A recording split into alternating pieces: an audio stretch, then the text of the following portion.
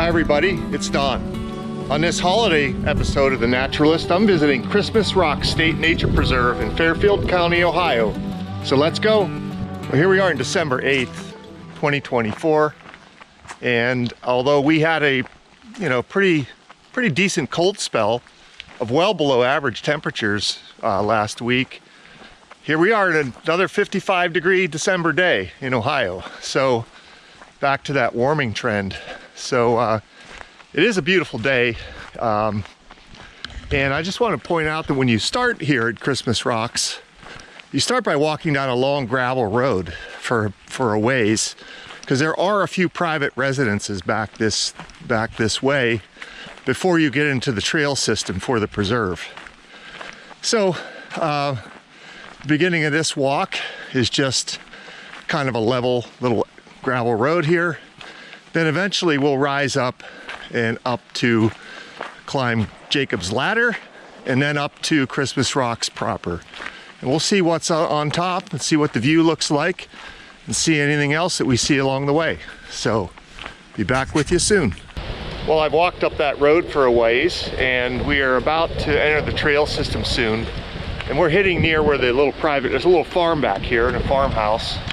It's a nice, pretty little walk. I just want to show you a nice little turn in the road here. Wind's picked up quite a bit. Where you can see one of the highlights of this little walk are eastern hemlocks glowing in the sun there. And little young ones along the bank here. Here's a young one. And again, very short, soft needles with the white striping on the underside. That's the telltale signs of an eastern hemlock.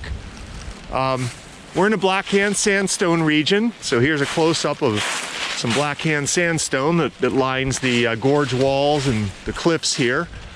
Across from me there is a stream, a small stream. I don't know what the name of it is, but you can see that hemlocks are lining the cliff that borders this stream all along this little walk here.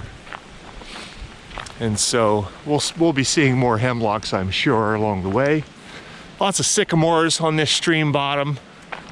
They're really glowing in the sun out ahead of us there, very white bark. And then up here, this little farm, this farmhouse, I was hearing a rooster, which was kind of fun to hear. And we'll see how close we can get to that.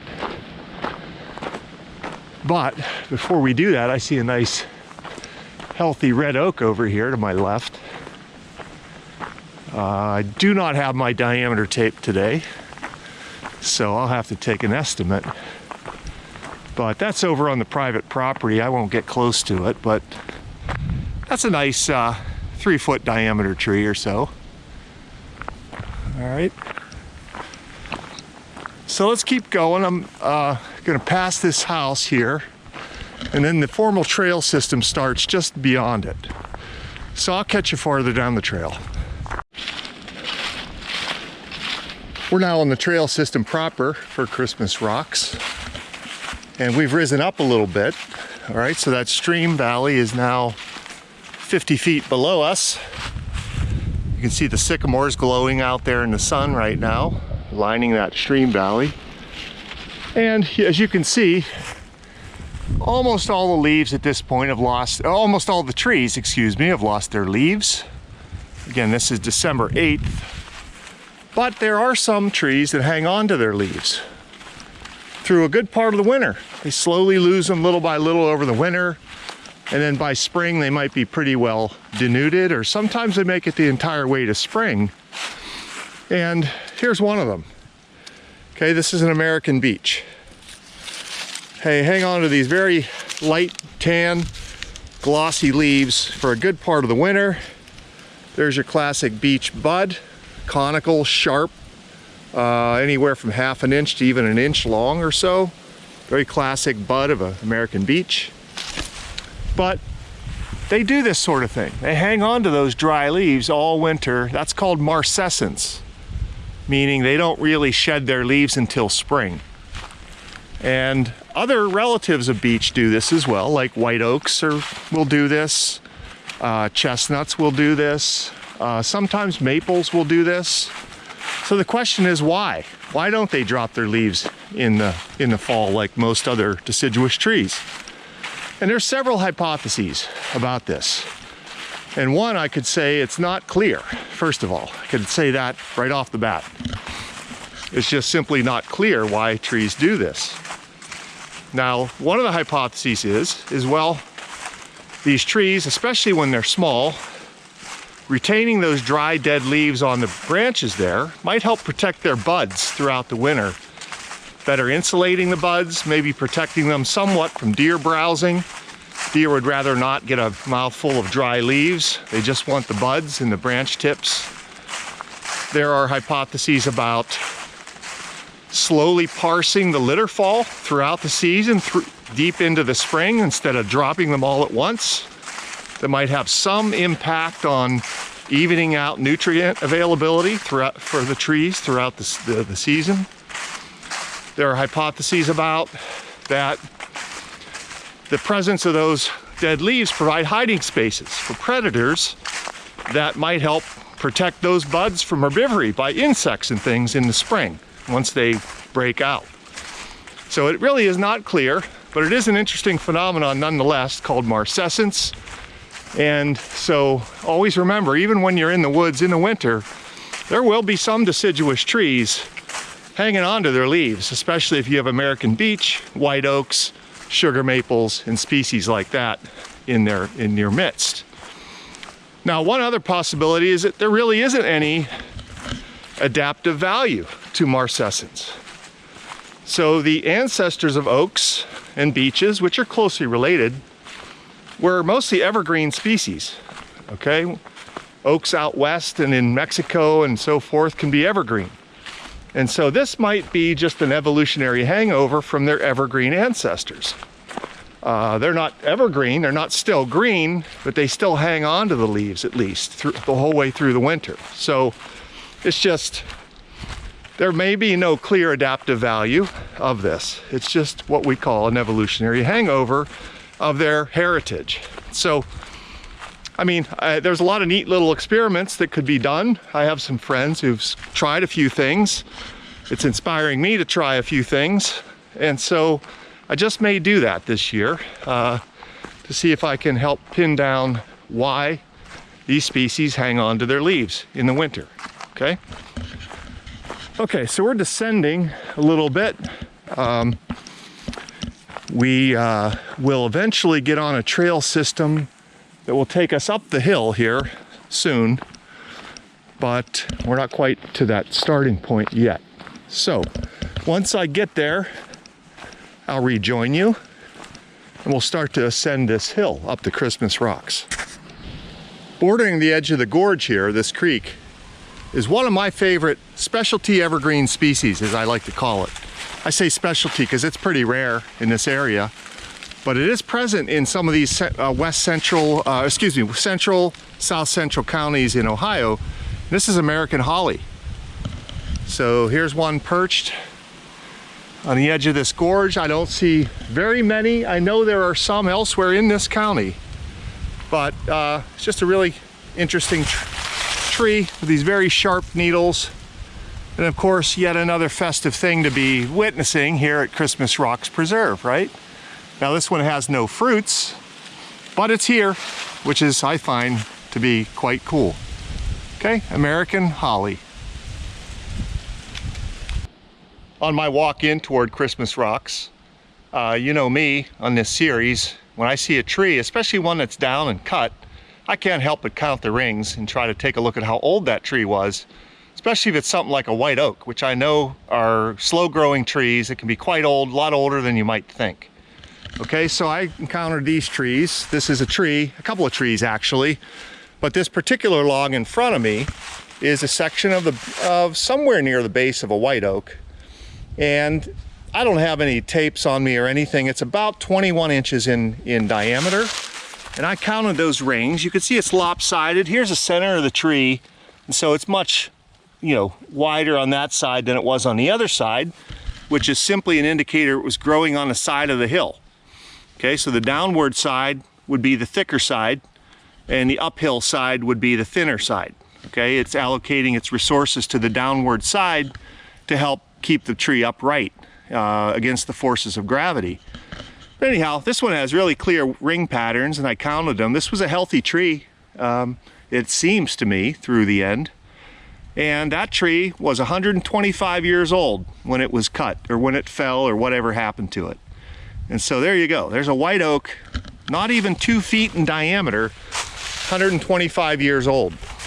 All right, now, I do these kinds of things because people often get amazed at how old these trees can be and don't really recognize how old they can be.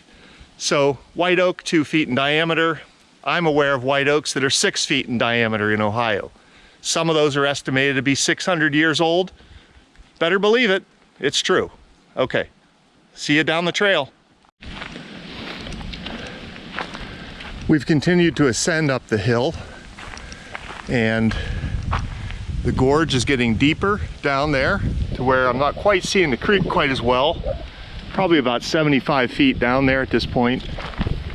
And Christmas Rocks through the trees is up above me another probably a couple hundred feet. So we'll soon make the turn to head up that hill. And I might just keep the camera rolling as we do it, because it's a pretty nice walk and colorful along the way. One thing I want to point out is you climb in elevation, most hills get drier and drier.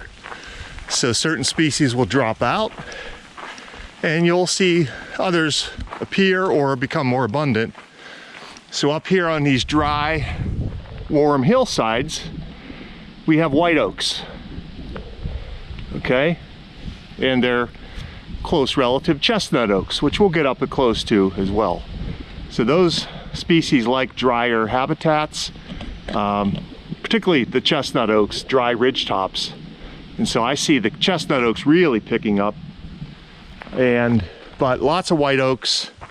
The sycamores are restricted to the stream bottom, and beeches, as you can see through the marcescence feature, you can really pick them out, right? They're all scattered all over the place, young ones.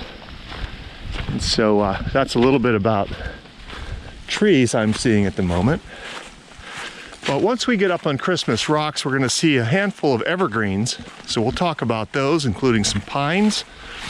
And we'll soon see an evergreen shrub that I've pointed out on occasion as well in this series, mountain laurel. So here's a little indicator. There's two things you can do here.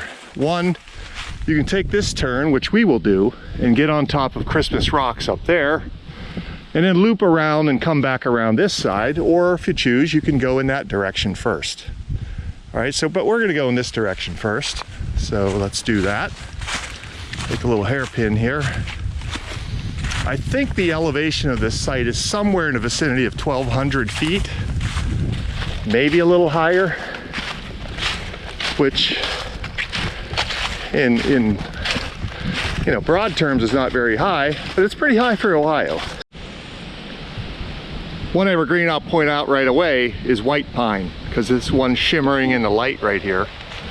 White pine is native to Ohio, not necessarily to where we stand right now, but it's been planted all over the state.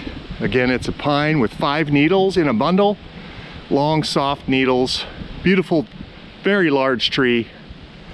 There's a handful of those growing around here.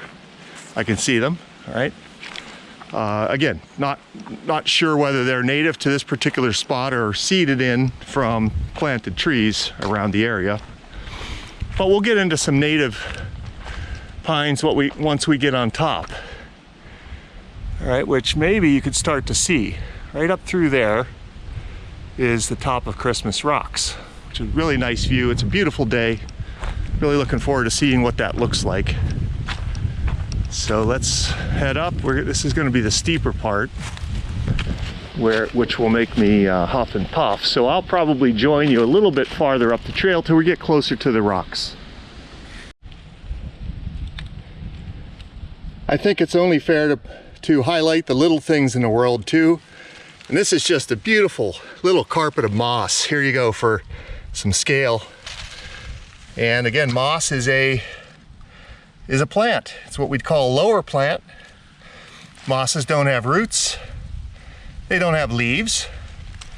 They don't have a vascular system. They just have to sit low to the ground, barely attached. And what you're seeing here is what we call the gametophyte of the moss, the gamete producing form of a moss. After those gametes come together, there'll be a spore producing form that sticks out of this moss mat, but it's very small, kind of diminutive, and it's this part of the life cycle that makes spores. So mosses reproduce via spores, and I don't really see the spore producing structures at this time of year right now, but this is just a beautiful thick cushion mat of moss. I'm not sure of the species, but I just wanted to point that out. The base here of this chestnut oak, okay, our old friend, and we're seeing all over the hillside here at the moment. Okay, so let's keep working our way up the hill. Well, we're getting there. Top of the hill is just right up above me. Before I get up there though, I wanted to point out a few things. And here's a nice up close look at mountain laurel. We've looked at mountain laurel a few times in Ohio and Pennsylvania on this series. And this is a nice evergreen shrub native to Ohio. It's the state flower of Pennsylvania. And it likes high and dry ridge tops. Its compatriot rhododendron, that looks very similar and is a pretty close relative, is much more of a lower growing, larger leaved shrub that likes moister soils. So mountain laurel can hack it in these higher, drier spots where rhododendron likes it to be lower and wetter. So these are the seed capsules of mountain laurel, and I picked out one seed from those to show you how small this thing actually is. So that little thing in the middle of my hand, if it's even visible to you, is the seed of a mountain laurel. I don't know how hard it is to get those things to grow from seed, but if you get one to grow, they can be really long-lived shrubs. I talk about this a lot, but this small shrub here, this could easily be 50, 60 or more years old. Okay, they're essentially, on these slopes like this, old growth trees. They're just little, and you don't think of them that way, and we wouldn't really know unless we cut down one and counted the rings or cored them. But they can be old, quite old things clinging to these kind of harsh environments. All right, develop these really nice twisted stems, gnarly. Again, good models for bonsai, which I talk about incessantly. But there's a lot of that on these cliff sides and ridge tops. I can see some pines up there that we'll look at that would be really good bonsai models. Okay, another thing I wanted to point out while I was here, I was noticing another plant that's, well, it's evergreen. It has green parts all year long. But in this case, in the winter, the green parts are the stems. And this mass of vine you see here that has some thorns is greenbrier.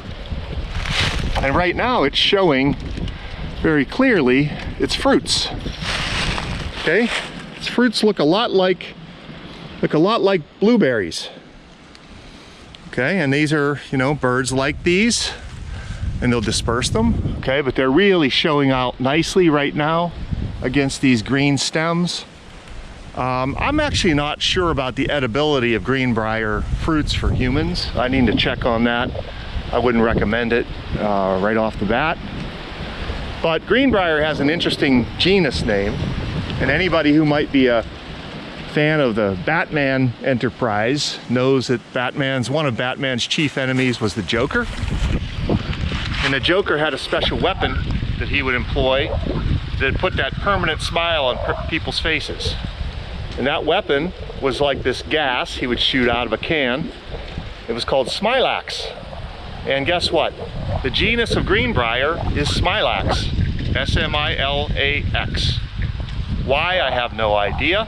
They certainly are not related to each other, but I just find that interesting. Maybe it'll help you remember the name, the genus of greenbrier, the next time you're, curious about that and want to tell your friends about it. See you on top of the hill. Okay, everybody, it's the big reveal moment. I'm on top of Christmas Rocks. It's nice and breezy up here. I'm all by myself, but let's take a look around. Here's our view.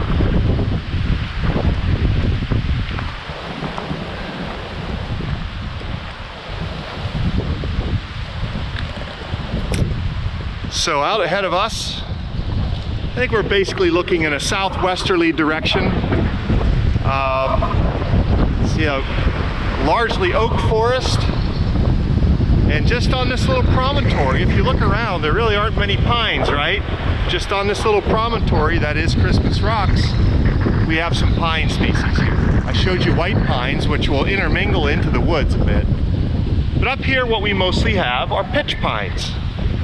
This species here is pitch pine.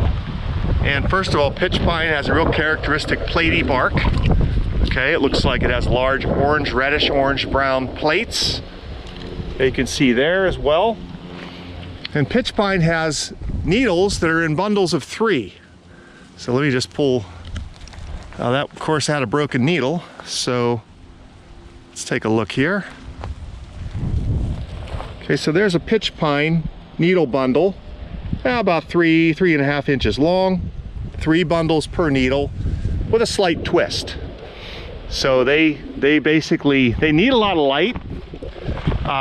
And this little promontory, which is very dry, it's rocky, there's not much soil up here, they can make it, they can hang on and get access to that light they need and make for this picturesque view here on the top of these rocks.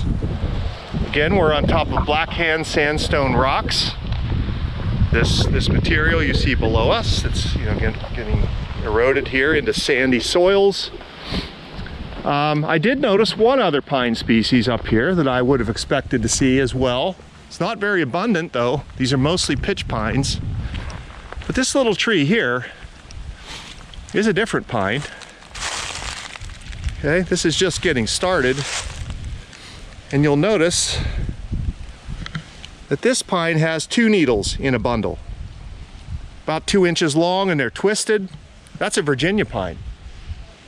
Okay, so that's now the 3rd pine species we've seen today. Pitch, white, and Virginia. And then I'm also seeing some oaks. I pointed out chestnut oaks to you, but there are lots of pin oaks up here I'm seeing. The pin oaks have a really cool leaf, practically more air than leaf. And they can also flourish on these types of ridge tops. Okay, so join you shortly.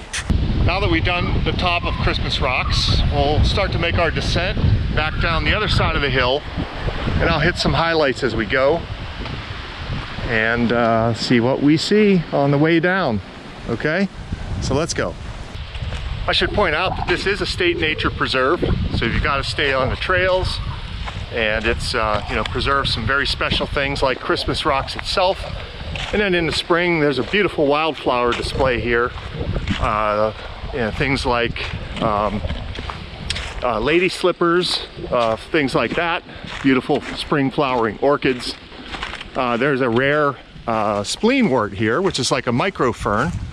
I'll see if I'll see any evidence of that. But I also want to point out that this is the last day of Ohio's typical gun season. It's a 1-week gun season, and here we're on the edge of private property, okay, at this point, so we have to turn right here to continue on our walk. But I talk about deer a lot on this series, and how deer can impact forest ecosystems and things like that. Just to give you some numbers, Ohio's deer population was virtually absent in 1900.